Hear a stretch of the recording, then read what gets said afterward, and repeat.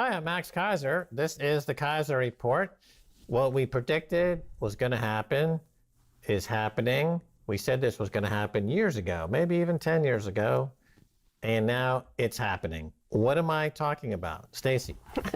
That's a good question. Well, you might have to go back and check 10 years of Keiser Reports because we, of course, did say this long ago.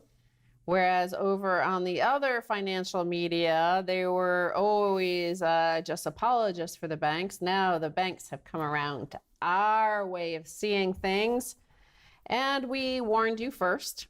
Morgan Stanley, cryptocurrencies here to stay as serious asset class. Bitcoin making progress to replace dollar. So this is a pretty major bank saying that Bitcoin is actually on target to replace the dollar, as we alone told you first. None of the U.S. cable news ever told you this. Right, and you can see it developing every day in real time as the market cap of Bitcoin now pushing $1 trillion. Remember, we first started recommending Bitcoin to our audience when the market cap was under $2 million, when it was less than $1. Yeah, it was like under $10 million sort of thing. It was back tiny. in 2011. And now the market cap's pushing $1 trillion. It's already, I think, the fifth or sixth biggest currency. I believe it recently overtook the Swiss franc in terms of market cap and size in the global market. It's getting close now, about 50% or so, overtaking silver. So the global silver market's approximately just under $2 trillion. So certainly within a few months, Bitcoin will be vaulting over silver. It's on its way, in my belief, in 2021 to get halfway or so against the market capitalization of gold. That is, it would be $4 trillion, on its way to $10 trillion. And then, once it gets past gold, there's only the dollar is left. And the thing about Bitcoin is that it is the apex predator. It is the shark in an ocean full of goldfish or plankton. And which is the U.S. dollar. They print a lot of dollars, but they're not particularly robust. And they are going to be decimated as Bitcoin dominates and becomes the global world reserve currency, as we predicted. So Morgan Stanley now is finally waking up to this. Right. I might add that Stacy Herbert here, I was on Stansberry Research's podcast, their video podcast by Daniela Camboni. And I said that Bitcoin was the fastest horse in the race, and that gold was the best looking horse at the glue factory. It was heading to the glue factory. I saw that, and all these gold bugs were triggered. And I was going to say Frank Geistra, who is a multi-billionaire Canadian gold bug, did go on to Twitter to slander me and call me, say that was the dumbest thing he ever heard. But here, again, maybe he might take it better coming from Morgan Stanley. Morgan Stanley's head of emerging markets and chief global strategist, Raishar Sharma, published a report entitled Why Crypto is Coming Out of the Shadows on the Morgan Stanley website last week. Quote, despite the jitters natural in a global pandemic, cryptocurrencies are rapidly gaining popular support as alternatives to gold, i.e. a store of value, he said, and the dollar as a means of payment. The strategist elaborated, we see fundamental reasons to believe that regardless of where the price of Bitcoin goes next, cryptocurrencies are here to stay as a serious asset class. So he's saying it's displacing the dollar as a means of payment and gold as a store of value. So this is what we've been saying, like the Bitcoin is a black hole that's sucking in all these markets. It's sucking in store of value. It's sucking in means of exchange. Many of the Bitcoin debates that you see going on between early Bitcoin proponents was always like, no, we only want it to be a means of exchange. Do not let it be a store of value. Like, you can stop the market. You can stop participants in the market from using your money as anything that they want to use it as. What's remarkable is that, many years ago, Friedrich Hayek was interviewed and said money was a technology that 100 years old, many hundreds of years old, and as long as governments controlled money, there could be no advances in money. Yeah. Along comes Bitcoin. It separates government from money. There's no government can touch Bitcoin. They're completely divided and divorced. And as Hayek predicted, if you gave people hard money like Bitcoin to transact without the interference of government, it would be an economic global boom, a renaissance. And he was absolutely correct. Well, indeed, Max, because if you look at what also this Morgan Stanley strategist says in this, he in particular identifies this distrust of money printer gopher, of the governments, just again, as Max and I here on Keiser Report have been right for a decade now, whereas the cable news got it wrong over and over. Remember, all they did was ever report what the government at that time was saying. Like, remember, there used to be a narrative that it was really bad and it was just drug runners and bad guys using it. That was back in 2013, 14, 15. Like, we always identified what was the future for this whole monetary system, and now Morgan Stanley's agreeing. Sharma explained that one reason for the growth in it is growing distrust in fiat currencies, thanks to massive money printing by central banks. It's being caused by the money printing by central banks.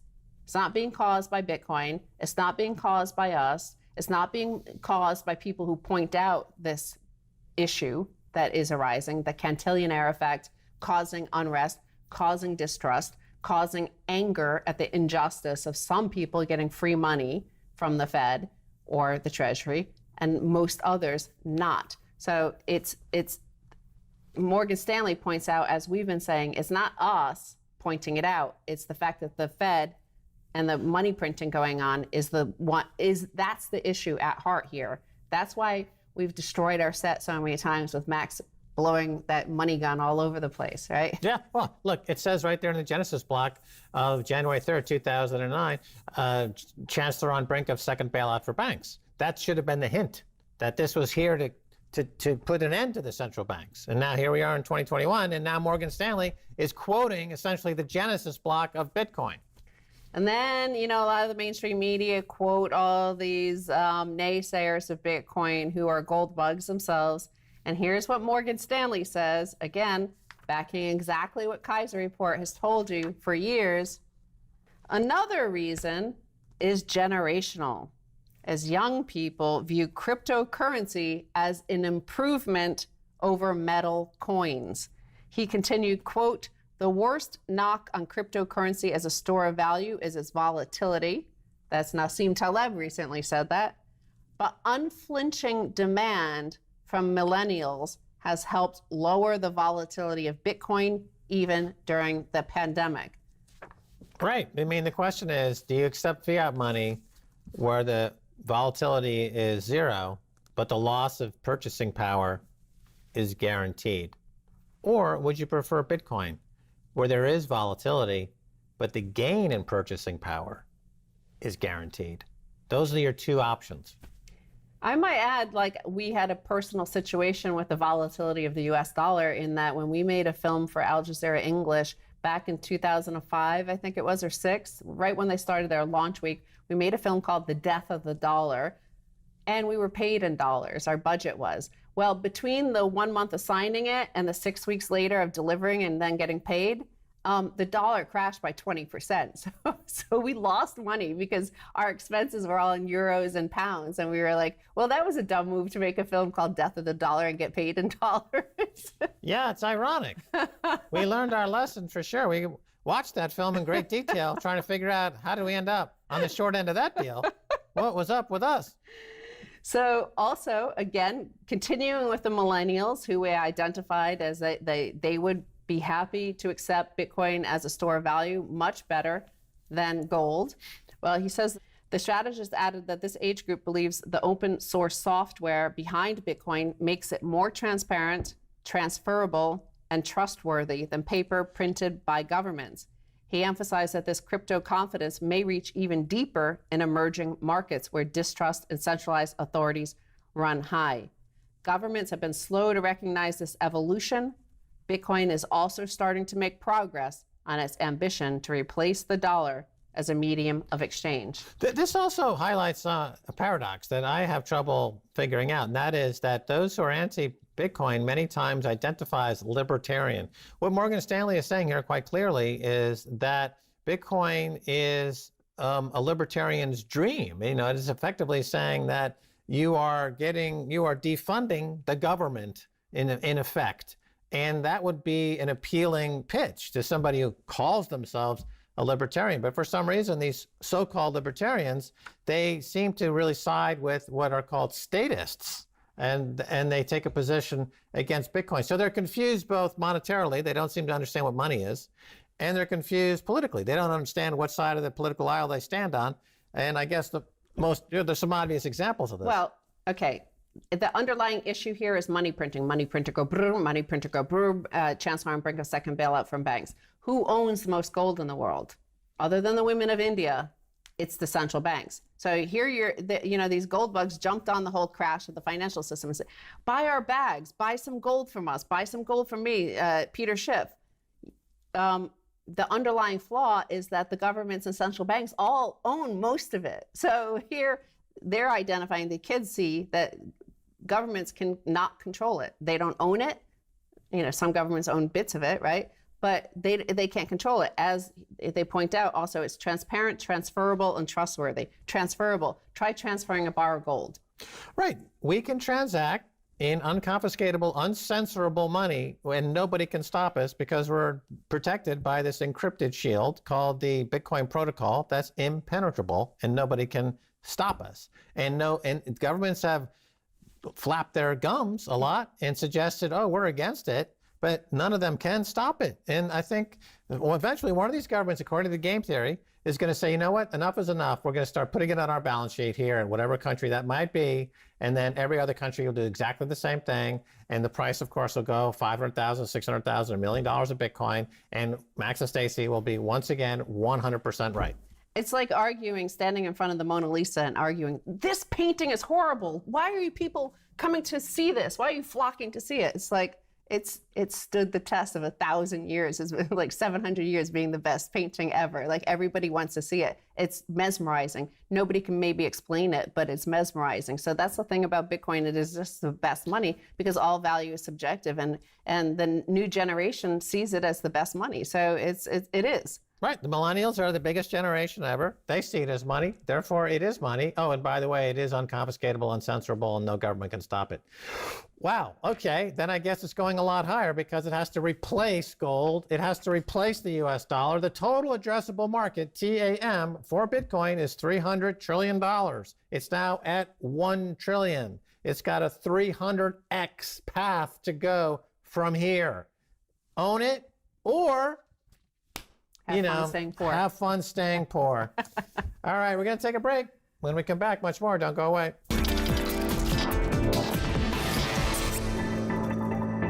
Welcome back to the Keiser Report. I'm Max Keiser. Time now to return to our conversation with entrepreneur and businessman Dan Collins. Dan, welcome back. Hey, Max. All righty, Stan Druckenmiller. Multi-billion-dollar hedge fund manager, hasn't had a down year since 1981. He's now very, very short the dollar, and he's very long Asia, including China. He notes that the U.S. is still locked down and expanded money supply 25% annually, while China hasn't had to do this. What's your analysis of the pandemic and post-pandemic situation, Dan?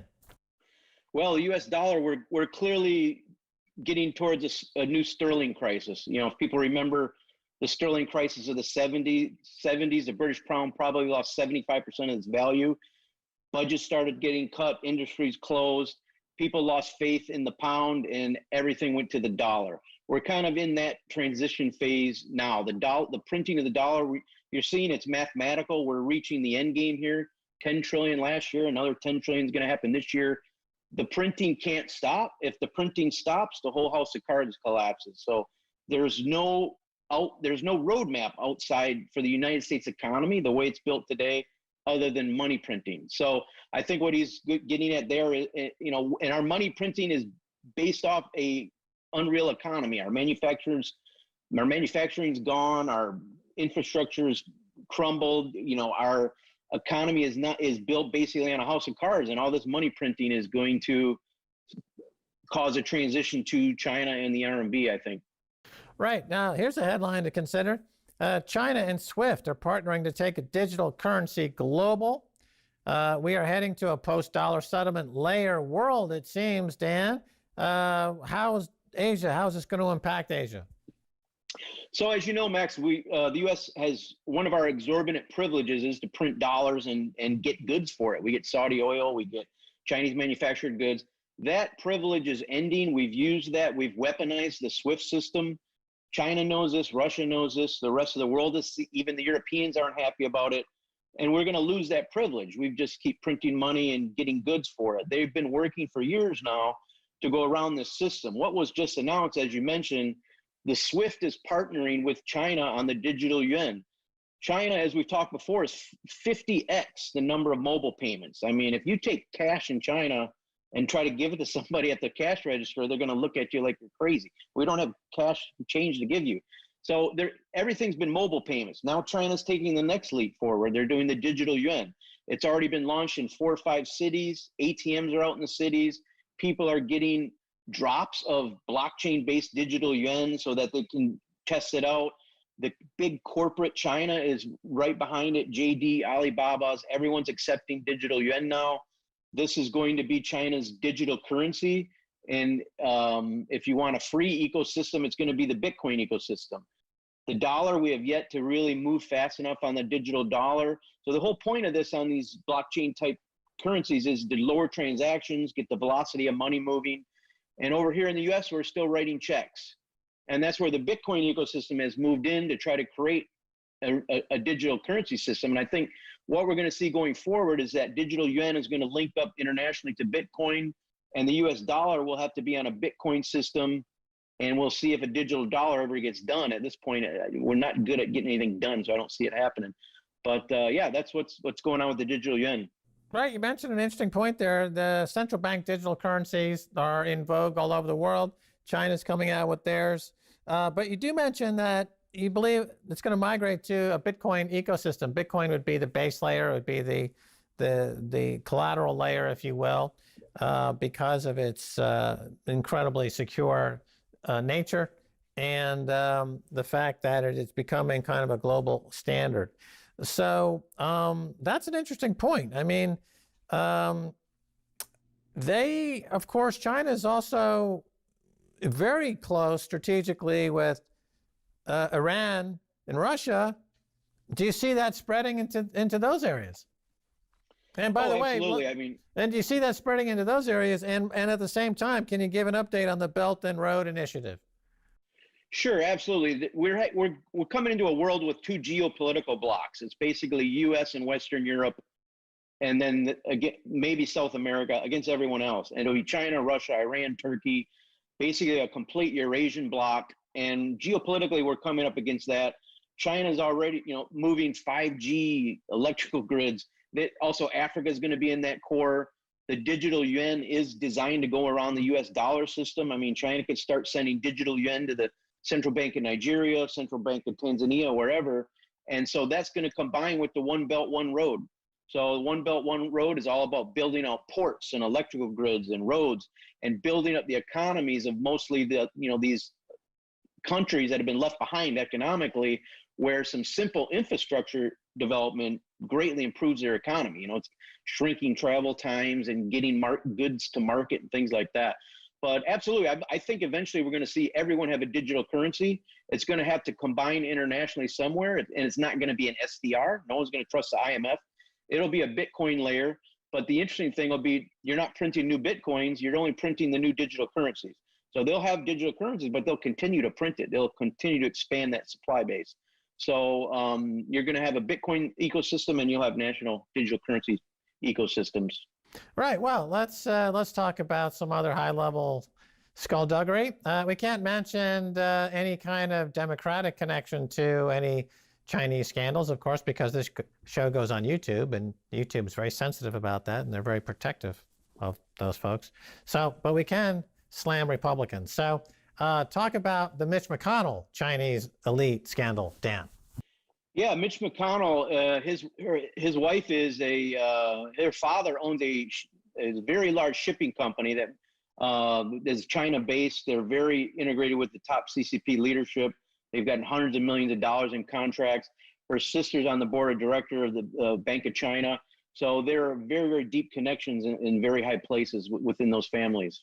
Right. So there is a bit of a kerfuffle out there. Students are being deported, Chinese students. and because there's a lot of paranoia now between the two countries.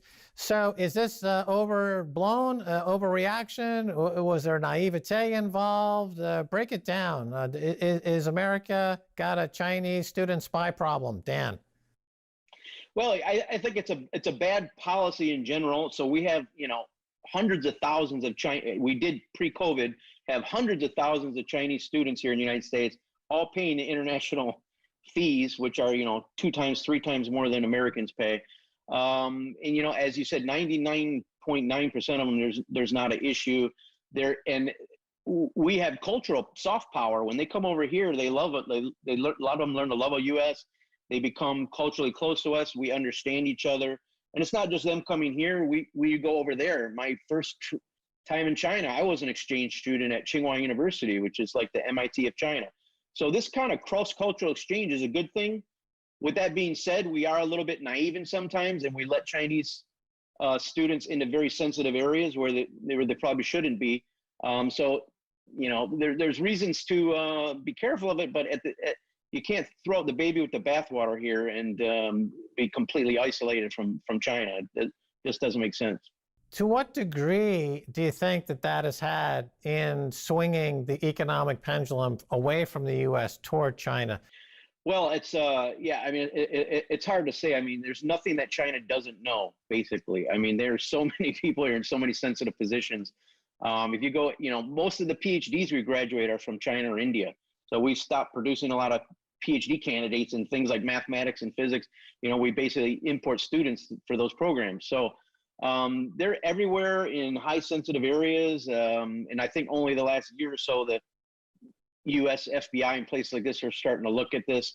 China has the Confucius Institutes that were set up at most campuses in the United States. The United States is putting in action against those. Interesting issue that the US will have to deal with going forward. Right. Meanwhile, I don't see many Russian students here, but okay, that's another story. Hey, so the U.S. dollar turns 50 in August. Does it live all the way to its 50th anniversary? What are China's plans post-dollar? Post-dollar, I think, it's a free. Right now, the United States is a free rider on the global trade system, right? We print stuff and we get stuff for free just by printing our money. That's going to end. We will go through a sterling crisis like Britain had in the 70s.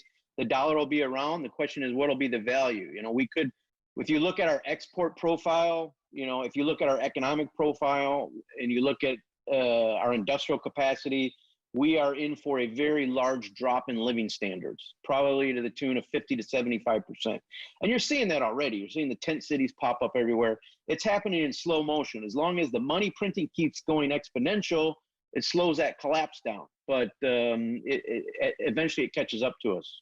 Right. The living standards for a while, it was hidden because although jobs were being exported to China, the price of stuff was dropping faster than the wages were dropping. So people were able to afford high-screen TVs and clothes, cheap clothes. And so that living standards were not noticeably collapsing. But now, due to the ravages of what we must now call inflation, there's inflation in the system. Commodities are entering into a secular bull market. Prices are starting to actually go up in a meaningful way. So now the pendulum swings the other way. So that drop in living standards suddenly becomes noticeable. And you're seeing that really all over the U.S., Dan. Absolutely. Labor rates in China this year are up 25%. A lot of that's due to COVID. But we're about to see the pendulum swing. Absolutely. We're, instead of 20 years of exporting cheaper and cheaper products here, we're going to get 10 to 20 years of more and more expensive products. And it's going to hit everybody in the living standard. I see it every week. Everything's going up 5% a month. Copper's at all 8-year high. Whether it's scrap steel, pig iron, any type of chemical, finished goods, everyone's putting in price increases across the board. And we're going to have, it's almost a supply chain bottleneck, inflation type of economy everybody's going to have to gear up for and get ready to survive in. Right. So the semiconductors is just a canary in the coal mine. I mean, it's going to impact everything across the board. You're going to see supply gaps and price increases. And Florida, though, it seems like a bright spot in the nation. At least they're attracting some brilliant people like yourself. and maybe they can lead this country back to greatness. Dan Collins, thanks for being on the Keiser Report. Thanks a lot, Max. All right, that's going to do it for this edition of Keiser Report with me, Max Keiser, and Stacy Herbert. I want to thank our guest, Dan Collins. Until next time, bye, y'all.